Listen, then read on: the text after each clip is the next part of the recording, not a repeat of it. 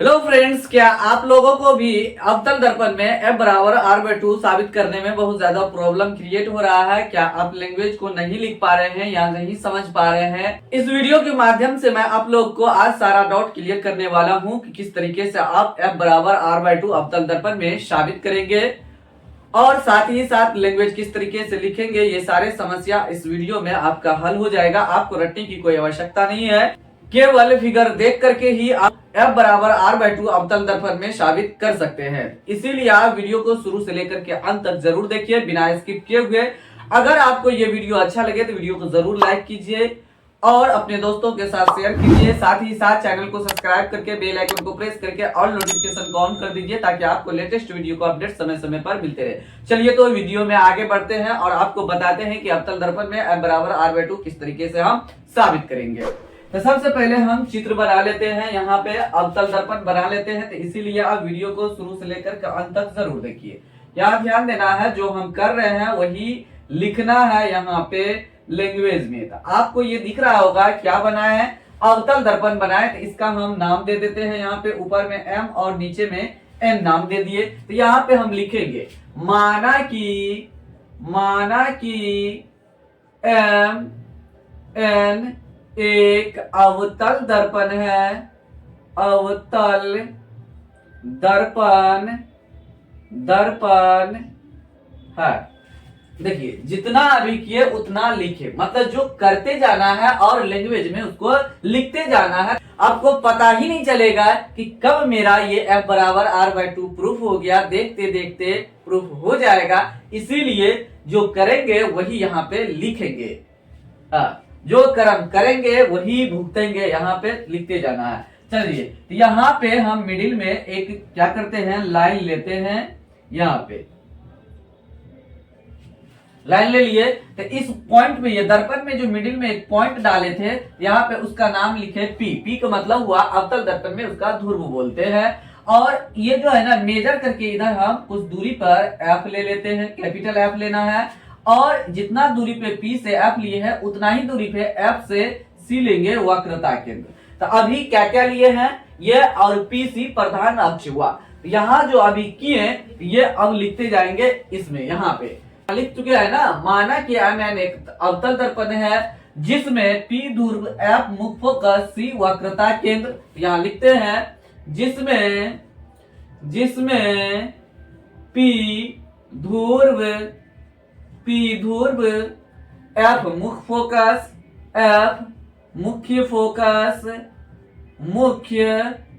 Focus C वक्रता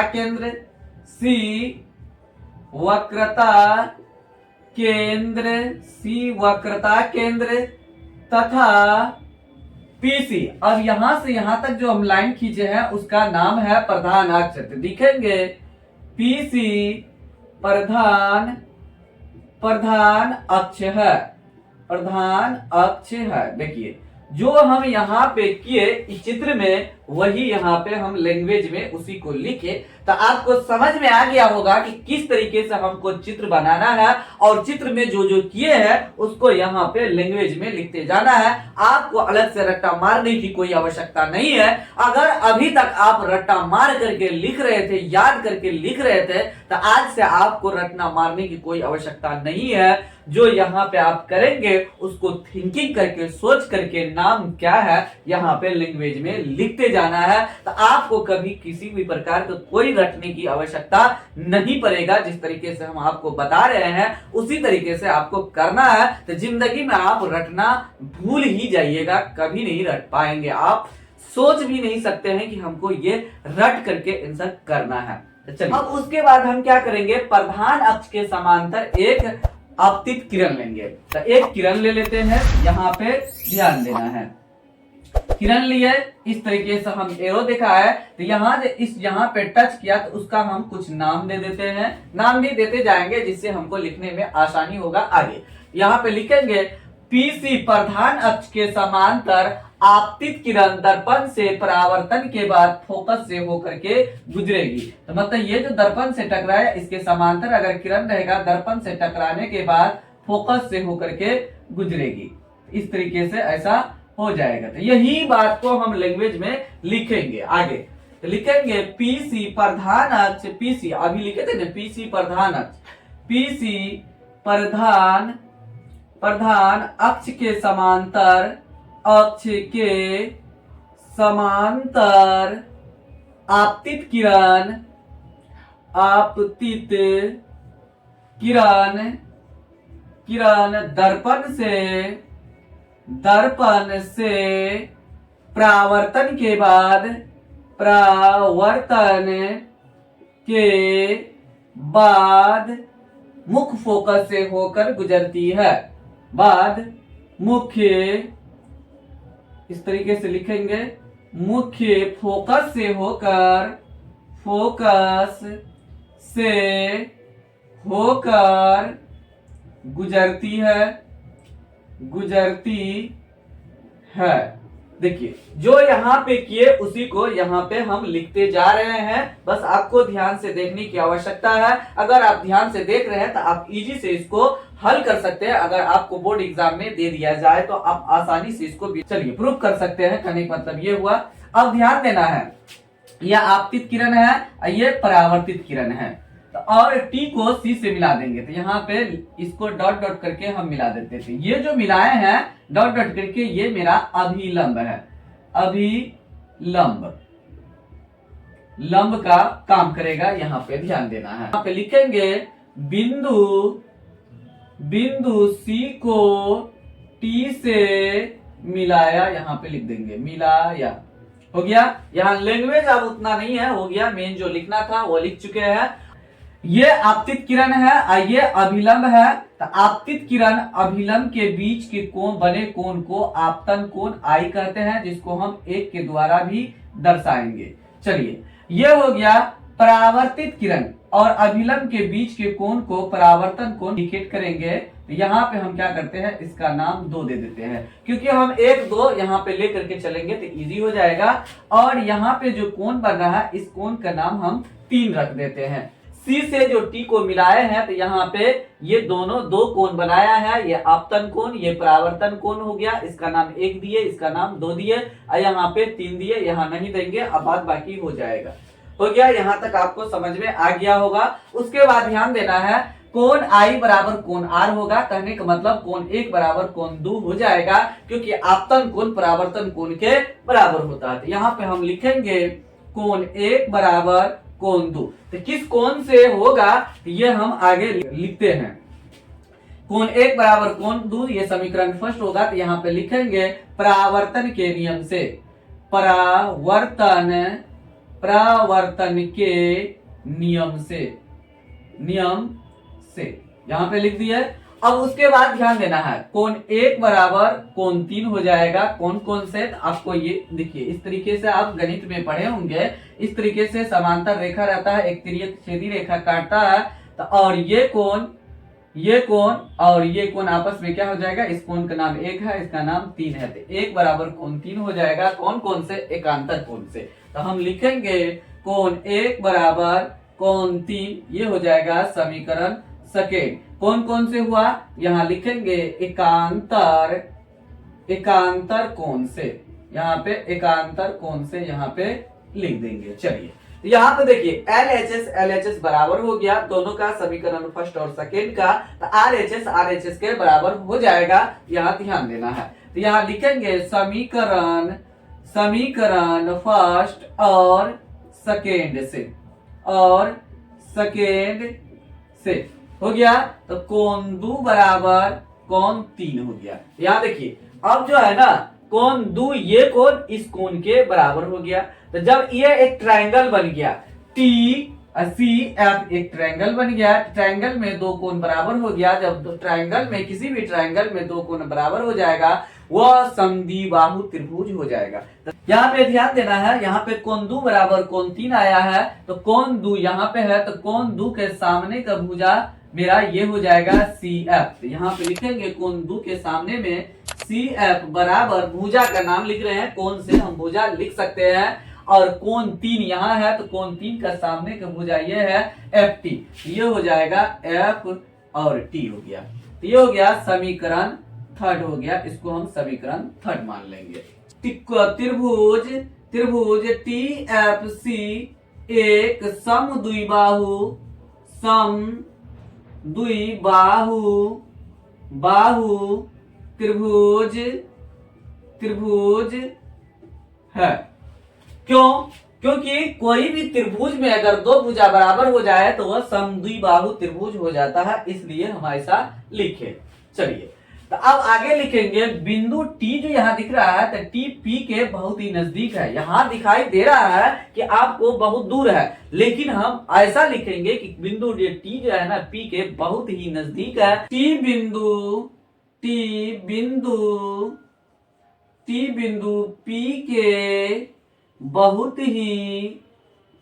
ही नजदीक है।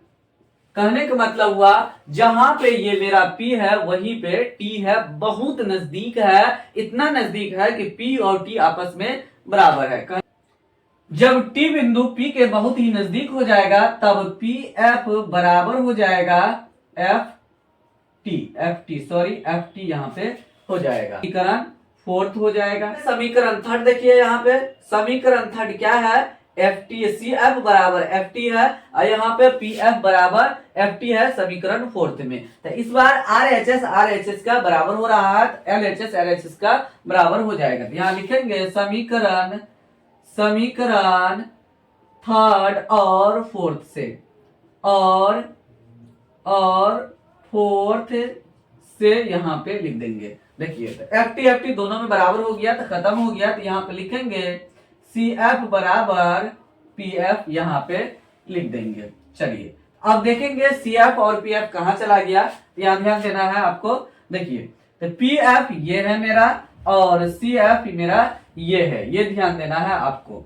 चलिए, बराबर हो गया। तो यहां से यहां तक जो दूरी होगा तो आप चित्र में पहले लिख दीजिएगा। यहां से यहां तक वक्रता त्रिज्या है और यहां से यहां तक क्या होगा, फोकस दूरी हो जाएगा। यहां से यहां तक F से कैपिटल F से P बिंदु तक स्मॉल f हो जाएगा, मतलब फोकस दूरी हो जाएगा। और P बिंदु से ध्रुव से C तक की दूरी जो हो जाएगा वक्रता त्रिज्या हो जाएगा। तो आप ध्यान में रखिएगा, इसको आप पहले मेंशन कर सकते हैं, लिख सकते हैं। तो ध्यान देना है आपको। चलिए, तो अब हम एक लाइन है यहां से लेकर के यहां तक आपको समझाते हैं। तो यहाँ पे P है मेरा, यहाँ पे F है, यहाँ पे C है। अगर हमको PC निकालना होगा तो हम क्या करेंगे, PF जोड़ CF लिख सकते हैं। यहाँ लिखेंगे PC बराबर PF जोड़ CF लिख सकते हैं। यहाँ ध्यान देना है। तो देखिए, PF बराबर कितना दिया है, यहाँ पे F आया है। CF को PF लिख सकते हैं क्योंकि PF हमको यहाँ पे दे दिया जाएगा। यहाँ पे लिख देते हैं हम PF बराबर स्मॉल f यहाँ पे हमको मिल जाएगा।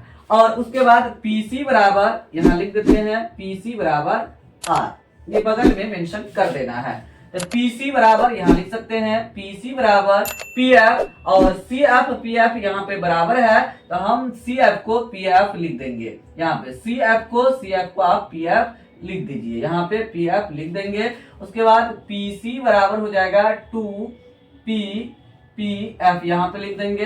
देखिए, PC बटे यहाँ लिखेंगे 2 को यहाँ देंगे तो PC बटे 2 हो जाएगा बराबर PF यहाँ पे आ गया। अब देखिए, PC का मान यहाँ पे R है और PF का मान यहाँ पे स्मॉल f है, यहाँ पे लिख देंगे R बटे 2 बराबर F। देखिए, हो गया ना। अब हम इसको ऐसे लिख सकते हैं F बराबर R बाय 2, प्रूफ हो गया PROO F। इस तरीके से हम लिख सकते हैं। देखिए, बहुत ही सिंपल क्वेश्चन है, बहुत इजी से आप भी इसको बना सकते हैं। केवल आपको समझना है, रटने की कोई आवश्यकता नहीं है। जब आप रट लेंगे तो आप क्या होगा, वहां एग्जाम में अगर भूल गए तो आपको फिर माइंड में नहीं आया तो आप उसको नहीं बना सकते हैं, गलत हो जाएगा। फिर आपको गलत करना नहीं है, क्योंकि आपको फाइनल एग्जाम में बैठना है। तो फाइनल एग्जाम में आप गलत नहीं कर सकते हैं। अगर आप गलत करेंगे कॉपी में घसेंगे, क्या हो जाएगा, वो हाईलाइट पॉइंट हो जाएगा, तो आपका नंबर उसमें डिक्रीज हो सकता है। तो इसीलिए आप लोग इससे बचिए, एकदम सावधानी से माइंड को रिलैक्स हो करके एग्जाम में बैठना है और वहां पे अच्छा से क्वेश्चन को सोल्यूशन करना है, बिना रटे हुए आप इसको सोल्व कर सकते हैं। आशा करते हैं कि आपको ये वीडियो अच्छा लगा होगा। अगर आपको ये वीडियो अच्छा लगा है तो वीडियो को जरूर लाइक कीजिए और अपने दोस्तों के साथ शेयर जरूर कीजिए, और साथ ही साथ चैनल को सब्सक्राइब करके बेल आइकन को प्रेस करके ऑल नोटिफिकेशन को ऑन कर दीजिए, ताकि आपको लेटेस्ट वीडियो का अपडेट समय समय पर मिलते रहे। और आप लोग जो सपोर्ट किए हैं उसके लिए बहुत बहुत थैंक यू आप लोग को। इसी तरीके से आप इस चैनल को सपोर्ट कीजिए, ताकि ये चैनल बहुत बड़ा परिवार बन सके और खुशहाल परिवार बन सके। फिलहाल वीडियो को यही समाप्त करते हैं, मिलते हैं अगले वीडियो में। तब तक आप लोग इस चैनल के सभी वीडियो को देखते रहिए, जो इससे प्रीवियस आपको chapter by chapter type bye type बताया गया है वायरल क्वेश्चन 2024 के लिए, उनको आप जरूर देखिए बिना स्किप किए हुए शुरू से लेकर के अंत तक। Thanks for watching this video.